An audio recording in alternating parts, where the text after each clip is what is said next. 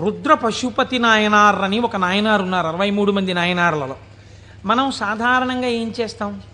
రుద్రం చదవండి అన్నాం అనుకోండి, సన్యాసి కూడా రుద్రం చదవాలి. సన్యాసులు కూడా రుద్రం పారాయణ చెయ్యమని శాస్త్రం విధించింది. ఎందుకో తెలుసా అండి?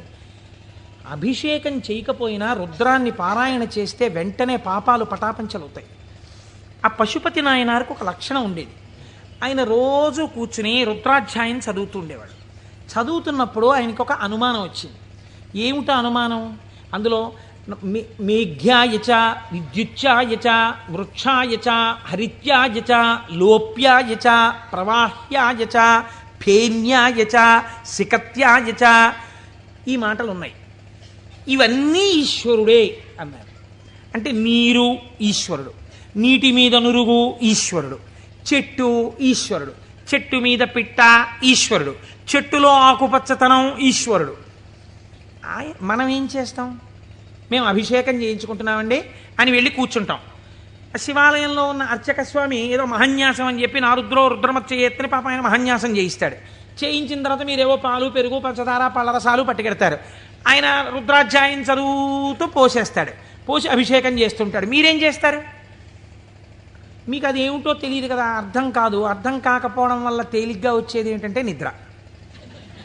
కాబట్టి చాలా అమరికగా మనకి దొరికేది ఏమిటంటే, బ్రహ్మదండం మహర్షులకు ఎలా ఉంటుందో అలా మోచేతిని తొడకి పెట్టి ఈ చేతిని ఇలా పెట్టి చక్క చెంప చేస్తే చాలు, అలా పడుకోవచ్చు, నిద్రపోతాడు. మళ్ళీ ఆయన ఎక్కడో గంట ఏదో కొడతాడు, కొడితే తెలివి వస్తుంది. తెలివి వచ్చాక మళ్ళీ పాపం తాపత్రయం ఉండదని నేను అన్నాం. మళ్ళీ ఓసారి లేచి ఏదో చేస్తున్నాడు, అల్లరవుతోంది మళ్ళీ అని చెప్పేసి కాసేపు మళ్ళీ ఇలా మళ్ళీ పడిపోతాడు. దీనివలన ఏమైనా ప్రయోజనం ఉందా? మీరు చేసిన అభిషేకమునందు నేను ఇలా అడిగానని మీరు ఏమనుకోకండి, నన్ను మన్నించండి. ఒక మెట్టు పైకెక్కడానికి కాలు ఇలా ఏమైనా లేచిందా మీకు ఉపాసనలో? అంటే నేను అభిషేకం చేయించుకోవద్దని, శివాలయానికి వెళ్ళొద్దని నేను చెప్పట్లా, చేయించుకోవాలి అరిష్టం పోవడానికి. కానీ మీ ఉపాసనలో మీరు మెట్టు ఎక్కారా? కాదు కదా. ఇది రుద్రం పారాయణ చేయడం అంటే ఇది. ఆయన అన్నాడు, ఆ నాయనారు, ఆయనకు ఒక చిత్రమైనటువంటి ఆలోచన వచ్చింది. ఆయన తిరుమలయార్ అనబడేటటువంటి ప్రాంతంలో ఉండేవాడు. ఆయన ఈ రుద్రం చదివి చదివి చదివి చదివి అన్నాడు, ఆకాశం ఈశ్వరుడు, మేఘం ఈశ్వరుడు, నీరు ఈశ్వరుడు, నురుగు ఈశ్వరుడు, చెట్టు ఈశ్వరుడు, పిట్ట ఈశ్వరుడు. కాబట్టి నేను ఇంట్లో కూర్చుని ఇవన్నీ చెప్తుంటే ఉపయోగం ఏంటి? నేను ఈశ్వరుడిలో చేరిపోయి ఈశ్వరానుభూతిని పొందుతానన్నాడు. ఓ రోజు తెల్లవారకట్ట ఎవ్వరికీ చెప్పకుండా లేచి 4 గంటలకో వెళ్ళిపోయాడు బయటికి, ఊరి బయటికి వెళ్ళిపోయాడు. ఆ కొండ మించి ఒక సెలయేరు జాలువారుతోంది. గబగబా వెళ్ళాడు. ఆ సెలయేట్లో నడుంలోతు నీళ్లలో నించున్నాడు. నించుని చెట్టు వంక చూశాడు. నిశ్శబ్దంగా ఉంది వాతావరణం. ఆ కొండ కనపడింది, చెట్లు కనపడ్డాయి, చెట్ల యొక్క ఆకుపచ్చని కొమ్మలు కనపడ్డాయి. అంత నిశ్శబ్దంలో గలగల పారుతున్నటువంటి సెలయేటి శబ్దం వినపడుతోంది. ఆ నీటి మీద వెళ్ళిపోతున్న నురుగు కనపడింది. ఆయన వెంటనే ఆ ఒంటికి తగిలిన చల్లతనంలో ఈశ్వరుడు కౌగిలించుకున్న అనుభూతిని పొందాడు. ఇవి ఈశ్వరుడు కదా, నేనిప్పుడు ఈశ్వరుడిలో ఉన్నాను నీటిలో. కాబట్టి నేను నా కళ్ళతో చూస్తున్న మేఘం ఈశ్వరుడు, నేను మొలలోతులో ఉన్నది ఈశ్వరుడు, ఇలా వెడుతున్నది ఈశ్వరుడు, నేను చూస్తున్న ఆ కదులుతున్న ఈశ్వరుడు. నాకు ఇంట్లో చదువుతున్నప్పుడు అలా బిగిసిపోయినట్టుగా ఉన్న ఈశ్వరుడు కనపడేవాడు. ఇప్పుడు ఇన్ని చేతులతో కాళ్లతో కదులుతూ నన్ను కౌగిలించుకున్నాడు ఈశ్వరుడు అని గట్టిగా గొంతెత్తి నమ పేన్యాయచ సికత్యాయచ ప్రవాహ్యాయచ వృక్షాయచ హరిత్యాయచ లోప్యాయచ అని పారాయణ చేశాడు. ఆ పారాయణ చేస్తూ ఆనందం అనుభవించేసి బయటికి రాలేక బయటికి వచ్చేవాడు. బయటికి వచ్చి ఒళ్ళు తుడిచేసుకొని పొడిబట్ట కట్టుకుని ఇంటికి వెళ్ళిపోయేవాడు. మళ్ళీ మధ్యాహ్నం అయ్యేది. ఆ చెరువు దగ్గరికి వెళ్ళి సంధ్యావందనం చేసుకుంటాననేవాడు. మళ్ళీ వెళ్ళిపోయి మళ్ళీ అందులో నించునేవాడు. మళ్ళీ శివుడు అబ్బా కదులుతున్నాడు. అవుగో అవే ఆయన చేతులు, నా స్వామి ఇలా ఇలా అంటున్నాడు, చేతులు ఊపుతున్నాడు, రా రా రా అని పిలుస్తున్నాడు, అవే కొమ్మల రూపంలో ఊగుతున్నాయి. నా స్వామి ఇదిగో ప్రవహిస్తున్నాడు. నా స్వామి వేదం ఋషులకి చెప్పినప్పుడు ఇలాగే వినపడి ఉంటుంది, అదిగో జరి శబ్దం వినపడుతోందన్నాడు. మొన్న మేము తిరుమల వెళ్ళి పాండవుల తీర్థం కింద దగ్గర కూర్చుంటే వెనకాతల నుంచి నదీ ప్రవాహం వెడుతుంటే చప్పుడు వచ్చింది. కాసేపు ఆగి మీరు ఆ శబ్దాన్ని వినండి అన్నాను నేను. ఆ వినండి అనడం వెనకాతల నా భావన అదే. ఇప్పుడు ఈశ్వరుడు చెప్తున్నటువంటి వేదం ఋషులకు ఎలా చెవుల్లో వినపడిందో అలా నాకు ఈశ్వరవాణి వినపడుతోంది అన్నాడు. మళ్ళీ నిలబడిపోయాడు.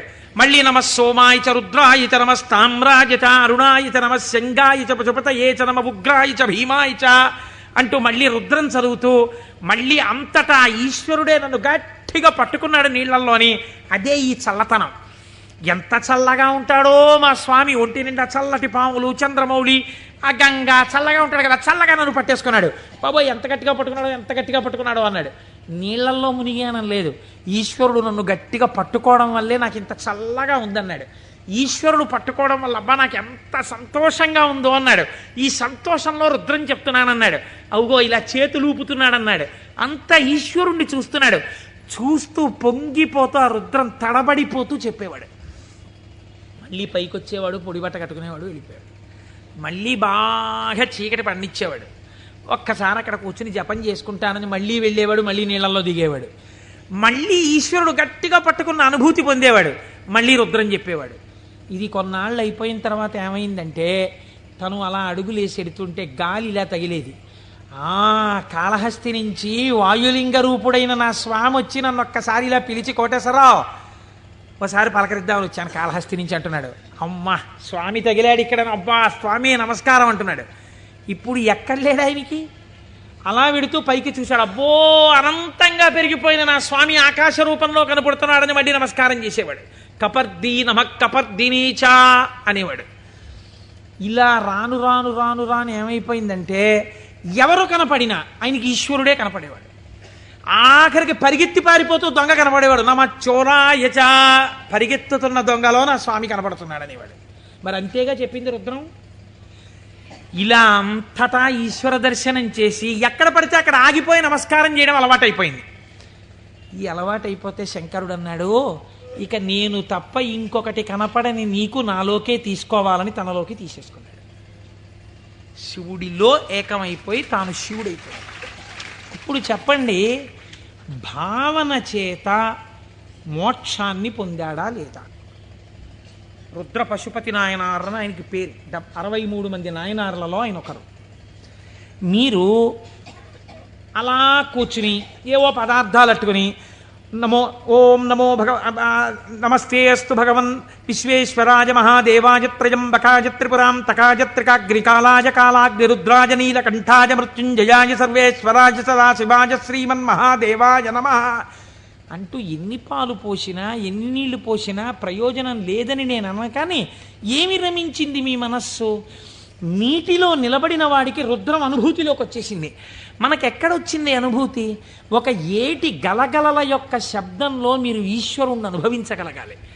ఒక పిట్ట పాటలో మీరు ఈశ్వరుణ్ణి అనుభవించగలగాలి. మీకు తగిలిన గాలిలో ఈశ్వరుణ్ణి అనుభవించగలగాలి. ఇది సంభావయతి.